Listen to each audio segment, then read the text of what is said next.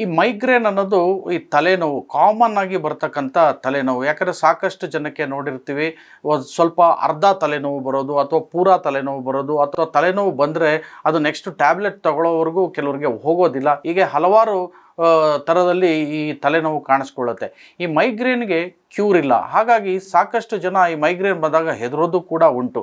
ಆದರೆ ಈ ಮೈಗ್ರೇನ್ನ ನಾವು ಫಸ್ಟ್ ಐಡೆಂಟಿಫೈ ಮಾಡಬೇಕಂದ್ರೆ, ಕಾಮನ್ ಆಗಿ ಪೇಷಂಟ್ ಏನು ಬರ್ತಾರೆ ಅವರು ತುಂಬ ಸಿವಿಯರ್ ಆಗಿ ತಲೆನೋವು, ಒಂದು ಸೈಡ್ ಬರ್ಬೋದು ಅಥವಾ ಎರಡು ಸೈಡ್ ಬರ್ಬೋದು, ಕಂಟಿನ್ಯೂಸ್ ಆಗಿ ತಲೆನೋವು ಇರುತ್ತೆ ಅಥವಾ ಬಿಟ್ಟು ಬಿಟ್ಟು ಬರುತ್ತೆ.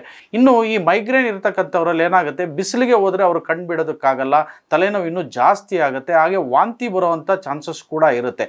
ತಲೆನೋವು ಇನ್ನು ಮಾತ್ರೆ ತೆಗೆದುಕೊಂಡ್ರೆ ಅಥವಾ ಇಂಜೆಕ್ಷನ್ ತೆಗೆದುಕೊಂಡ್ರೆ ಕಮ್ಮಿ ಆಗುತ್ತೆ ಅಥವಾ ಕಮ್ಮಿ ಆಗೋದಿಲ್ಲ, ಅಥವಾ ಈ ವ್ಯಾಸೋಗ್ರೈನ್ ಅಂತ ಮಾತ್ರೆ ಬರುತ್ತೆ, ಸೊ ಅದನ್ನು ತೆಗೆದುಕೊಂಡಾಗ ಅವ್ರಿಗೆ ಕಮ್ಮಿ ಆಗುತ್ತೆ, ಸೊ ಅಥವಾ ಕಮ್ಮಿ ಆಗೋದಿಲ್ಲ ಅನ್ನೋ ಹಿಸ್ಟ್ರಿನ ಕೊಡ್ತಾರೆ. ಸೊ ಈ ಮೈಗ್ರೇನ್ಗೆ ಕ್ಯೂರ್ ಇಲ್ಲ, ಆದರೆ ಕಂಟ್ರೋಲ್ ಮಾಡ್ಬೋದು. ಈ ಮೈಗ್ರೇನ್ ನಾವು ಡಯಾಗ್ನೋಸಿಸ್ ಮಾಡೋದು ಕೂಡ ಒಮಿಷನ್ನಿಂದ, ಅಂದರೆ ನಾವು ಏನು ಬೇರೆ ಇನ್ನೇನಾದರೂ ಇದೆಯಾ ತೊಂದರೆಗಳು ತಲೆನೋವಿಗೆ ಕಾರಣ ಆಗಿರ್ತಕ್ಕಂಥದ್ದು ಅವನ್ನೆಲ್ಲ ರೂಲ್ ಔಟ್ ಮಾಡಿದ್ಮೇಲೆ ನಾವು ಈ ಕ್ಲಿನಿಕಲ್ ಸಿಂಪ್ಟಮ್ಸ್ ಮೇಲೆ ನಾವು ಆಧಾರಿತವಾಗಿ ಈ ಮೈಗ್ರೇನನ್ನು ನಾವು ಡಯಾಗ್ನೋಸ್ ಮಾಡ್ತೀವಿ. ಸೊ ಹಾಗಾಗಿ ಯಾರಿಗೆ ತಲೆನೋವು ಬಂದಾಗ ವೈದ್ಯರಲ್ಲಿ ಬಂದು ಪರೀಕ್ಷಿಸ್ಕೊಳ್ಬೇಕು.